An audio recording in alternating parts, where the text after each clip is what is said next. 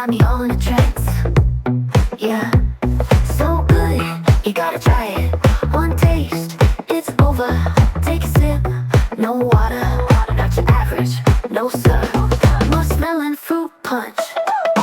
Hey, come on, give it a try. Hey, I promise you like it. Hey, I promise you, promise you, promise you, promise you, promise you. Hey, oh, you like it. नमस्कार, मी Gauri. Foodie गौरीमध्ये तुम्हा सर्वांचं मनापासून स्वागत करते.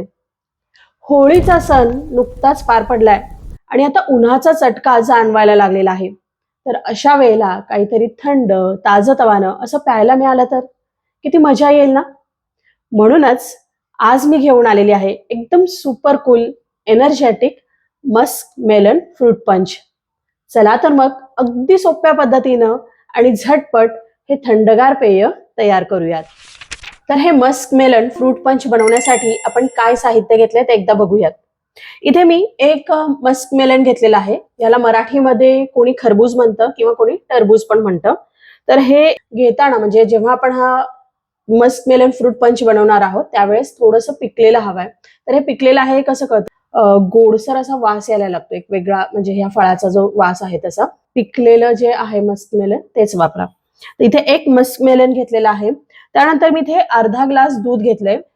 दूध अगदी थंड आहे, म्हणजे मी काय केलं इथे बर्फाचा वापर करणार नाहीये. त्यासाठी मी दूध घेतलं होतं अर्धा कप.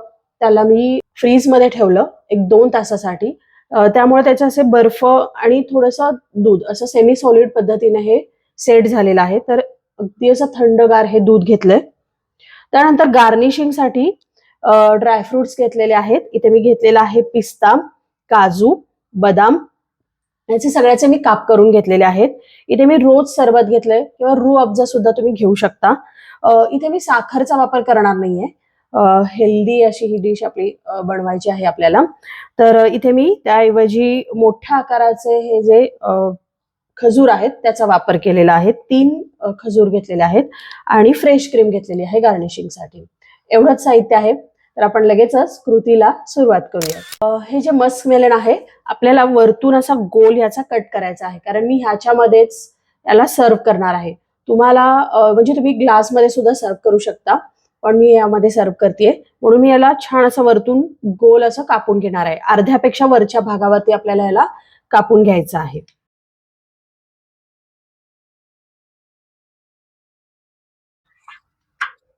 हे आता आपण असं कापून घेतलंय आणि हा याचा वरचा भाग आहे. ह्याचा जो गर आहे चमच्याच्या साह्याने काढून घ्यायचा आहे. हे पिकलेलं असल्यामुळे याला छान असा ऑरेंज कलर, केशरी कलर आलेला आहे. त्यानंतर याच्यामध्ये बिया असतात, तर चमचा अगदी बरोबर मध्यावरती न्यायचा आपल्याला आणि गोल असं हे करत ह्या बिया आहेत या काढून टाकायच्यात. या बिया तुम्ही वाळवून सुद्धा खाऊ शकता किंवा याचं झाड सुद्धा लावू शकता. तर यातल्या मी सगळ्या बिया काढून घेतल्यात. खात्री करून घ्यायची आहे की सगळ्या बिया निघाल्यात की नाहीत. आता पुन्हा जो उरलेला यातला गर आहे तो आपल्याला हळूहळू या चमच्यानेच काढून घ्यायचा आहे. बघा अगदी पटकन निघतो. बघा अगदी मस्त अशी याची वाटी अशी गोल मस्त अशी खोलगट तयार झालेली आहे आणि आपण यातला सगळा गर एका बाउल मध्ये काढून घेतलाय. तर आता आपल्याला सगळा गर यातला जो थोडा गर आहे याचे आपल्याला काप करून घ्यायचे. हा जो गर आहे यातले मी मोठे पीस काढून घेतले आणि आता त्याला मी छोटस अगदी बारीक बारीक कापून घेणार आहे. हे जे आपण बारीक पीस केलेत मस्क मेलनचे ते आपण यामध्ये हे जे मस्क मेलन आहे यामध्ये भरूयात. हे उरलेला जो गर आहे तो गर घ्यायचा, मिक्सर मध्ये घालायचा. त्यामध्ये हे खजूर आहेत ते घाला, नाहीतर तुम्ही साखरचा सुद्धा वापर करू शकता. इथे मी बी काढून घेतलेली आहे खजूरची. 3 मोठ्या आकाराचे खजूर घेतलेले आहेत. त्यानंतर आपल्याला यामध्ये दूध घालायचंय. असं बर्फ झालेला आहे या दुधाचा, तर मी ते बर्फाचा वापर नाही केलेला. अर्धा ग्लास दूध आणि आता आपण याला मिक्सर मधून फिरवून घेऊया. इथे आपलं हे जे मस्क मेलनचं शेक आहे ते तयार झालेलं आहे. आपण याला ओतून घेऊयात. आता वरती आपण याला गार्निश करायचं आहे ड्रायफ्रुट्सनी. ते आपण काजूचे काप घालूयात. बदामाचे काप. इथे तुम्ही वरती आईस्क्रीम सुद्धा ठेवू शकता, म्हणजे अगदी फालुद्यासारखं तुम्हाला खायला हे मजा येईल. पिस्त्याचे काप. हे रोज सरबत आहे किंवा रूह अफजा सुद्धा तुम्ही वापरू शकता. तर आता थोडी फ्रेश क्रीमने आपण याला गार्निश करूया. तुम्हाला हे जे मस्कमेलन फ्रूट पंच आहे, तुम्हाला तुमच्या पद्धतीने कसंही याला गार्निश करायचं तुम्ही करू शकता.